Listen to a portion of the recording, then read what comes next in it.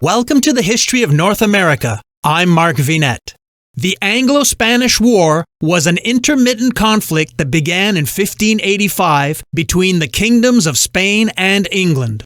The conflict included much English privateering against Spanish treasure ships in the New World, and several major sea battles including the Spanish Armada in 1588, which influenced the subsequent exploration, commercialization, settlement, and colonization of North America. Let's explore this tumultuous period with, in our times, Melvin Bragg. On the 28th of May 1588, a fleet of 151 Spanish ships set out from Lisbon, bound for England. Its mission was to transport a huge invasion force across the Channel and assist in the overthrow of Elizabeth I. 2 months later, this mighty Spanish Armada was sighted off the coast of Cornwall. Elizabeth was to inspire the English sailors with a famous speech in which she declared, "I know I have the body of a weak and feeble woman, but I have the heart and stomach of a king, and a king of England too." Appalling weather, poor planning, and spirited English resistance defeated the Spaniards. After a brief battle, their battered fleet fled. This tale of religious dispute, shifting political alliance, and naval brilliance has entered into our national folklore, although some historians argue that it changed nothing. With me to discuss the Spanish Armada are Diane Perkis, Fellow and Tutor at Keble College, Oxford, Mia Rodriguez Salgado, Professor in International History at the London School of Economics, and Nicholas Rogers, Senior Research Fellow at All Souls College at the University of Oxford. Elizabeth came to the throne in 1558. How powerful was England at that time? What was its international standing? Pretty rubbish, really, in comparison with the international standing of Spain. A good indication of this is that Philip was able to raise almost any amount of money he wanted in loans from Europe's bankers, and Elizabeth couldn't so much as raise a plugged nickel, because everyone supposed Spain, superpower, England, weedy little country, they're absolutely bound to win in whatever they undertake. And this, I think, kind of tells us that England was on the margins of Europe. It was doing its best, its entrepreneurial best in the New World, but what it was principally doing was robbing the Spanish treasure fleets and treasure ships. It hadn't found any treasure of its own, unlike Spain, who had the wealth of the conquistadors to draw upon, though it was spending it pretty fast in the various wars in which it was engaged. So Spain, world superpower, England, tiny marginal country. And this is still the same in the 1580s. England hasn't progressed in any way by then. We know it's progressed in all sorts of other ways, in its language, in its literature, in its laws, but it hasn't progressed in terms of power. No, in terms of power, England is still really a minority player, but it's got involved. It stuck its nose into a bunch of acts in Europe, particularly the Dutch revolt.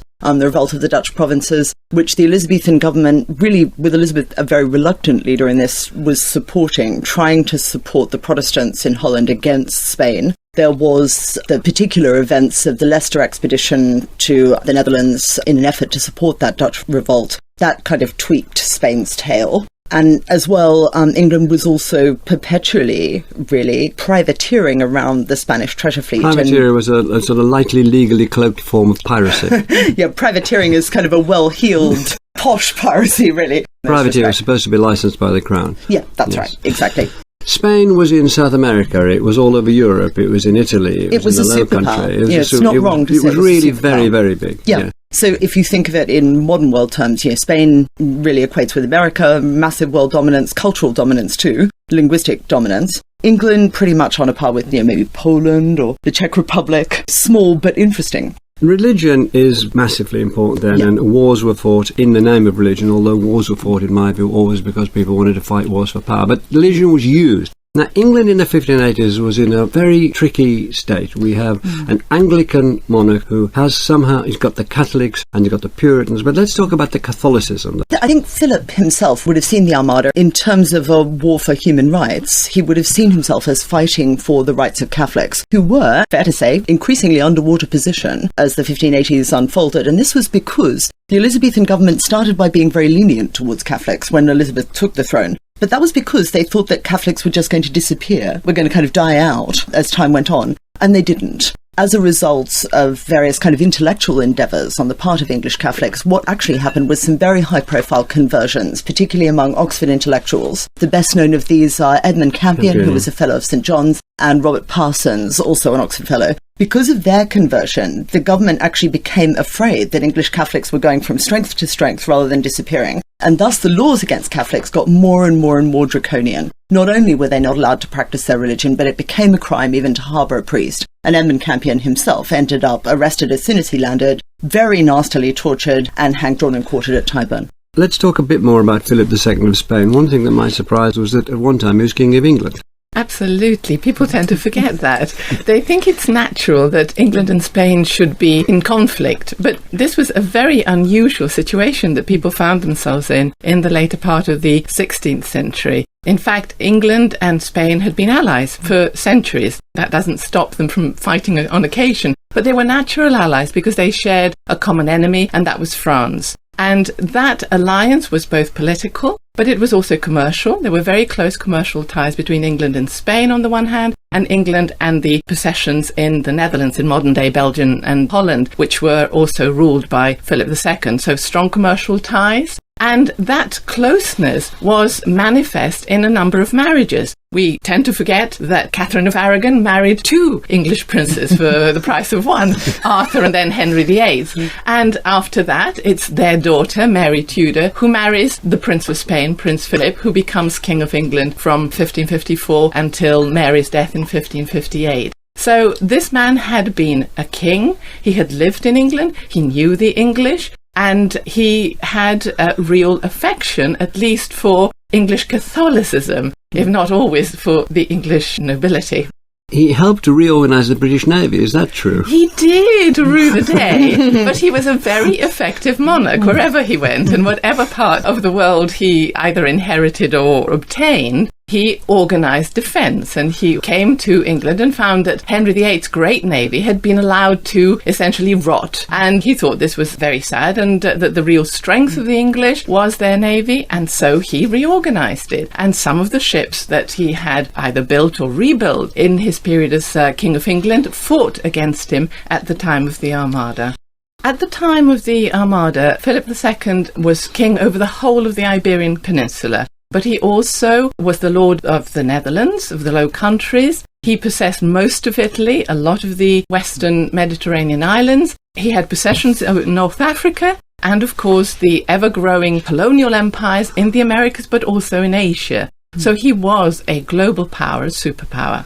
But with a great power comes great responsibility and very grave problems. So the idea of this David and Goliath, this major power who can raise any amount of money, and this tiny power, let's be sensible here, great powers, great problems, and they cannot raise enough money, usually to defend themselves. So this is a power that is in very great problems in terms of finance. There have been 2 bankruptcies already. He is severely hampered by the distance between his states. So although a great power, he has great problems. We mustn't get this idea that he was capable of just walking in and wiping the map, or wiping little powers off the map. He had several fleets, but the perception was that there was one enormous fleet. He had several armies, but the perception was that these were the best armies in Europe, very well trained. You faced them at your peril, you were bound to be beaten because they were so strong. That was a very strong perception.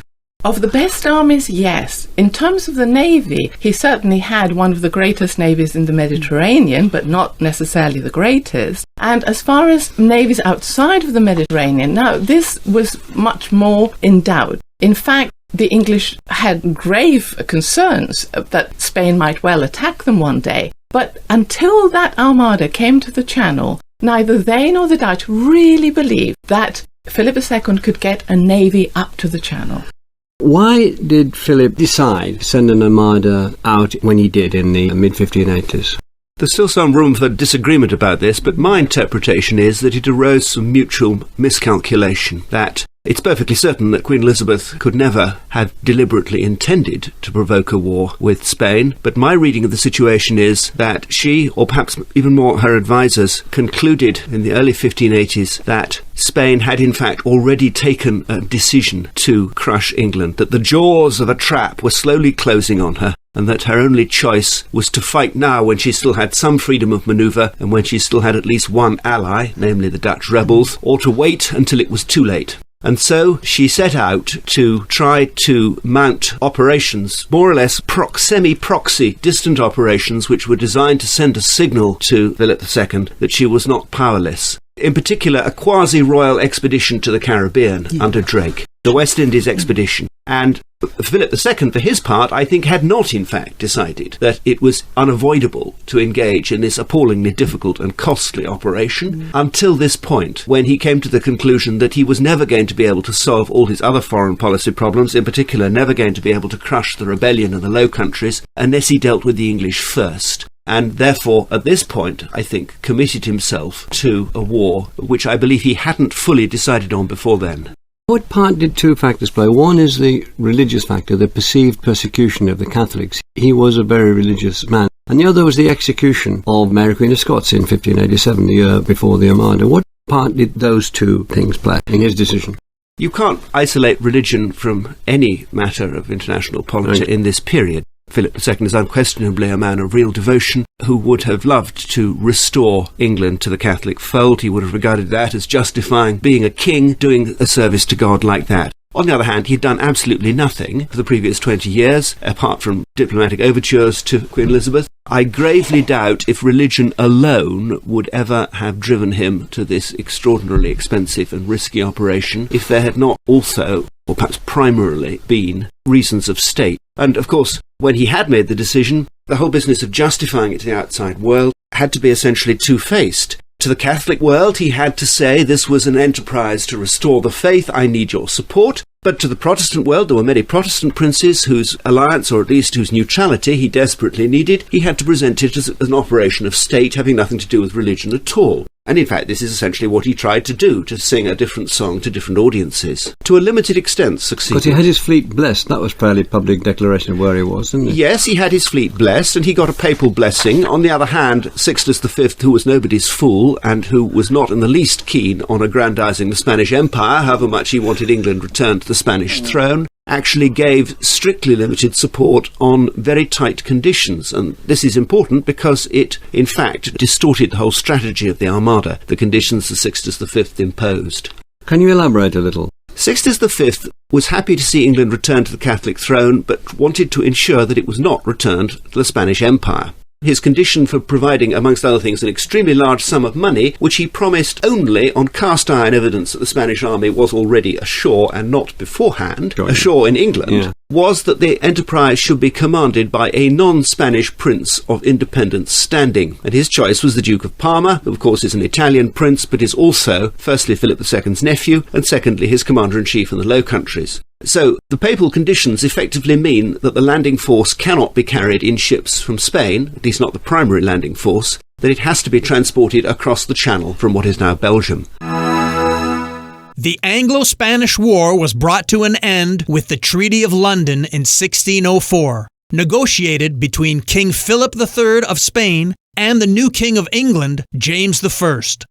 In the treaty, England and Spain agreed to cease their military interventions in Europe, and the English ended their high seas privateering in the New World. I'm Mark Vinette, and I hope you're enjoying the ride.